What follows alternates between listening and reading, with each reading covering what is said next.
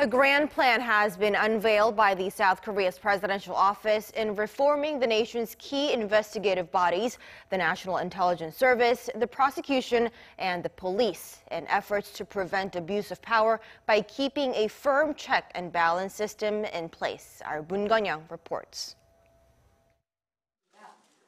It was one of the South Korean president's key campaign pledges during last year's snap presidential election, a reform of law enforcement and intelligence agencies to prevent abuse of power, one that was utterly exposed in the impeachment of the previous president.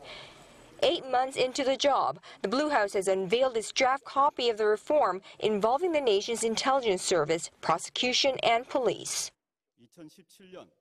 We continue to confirm that it was the wrongdoing of the prosecution, police, and the National Intelligence Service that led to the corruption case of impeached President Park in 2017. The Moon administration will end this vicious cycle by putting in place systems to check and balance the power of these organizations. The Blue House reform plan largely comprises 3 components.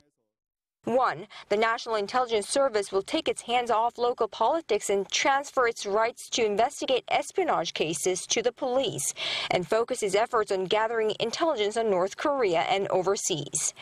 The NIS has been under fire lately on suspicion that it interfered in various elections, including the 2012 presidential election in which the ousted former leader Park Geun-hye was elected.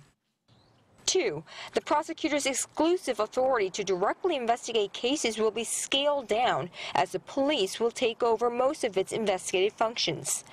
The move will gain further momentum with the creation of a new body to monitor and investigate corruption and influence peddling of high-level public officials and their families. Now that includes state prosecutors, judges, generals, lawmakers, as well as the president. 3. The police vested with new investigative powers from the intelligence agency and the prosecution will also be subject to monitoring. A new mission-specific office will be created within the National Police Agency to keep the police in check. The Blue House says such reform is absolutely necessary to root out social evils such as abuse of power and turn these power-concentrated organizations into ones that stand with the people, not against them. But it remains to be seen whether the reform will be carried out, as it not only requires parliamentary approval, but reflecting on the failure of similar attempt in 2004 by the Roh Moo-hyun administration, under which President Moon was chief of staff. Moon Gun-young, Arirang News, The Blue House.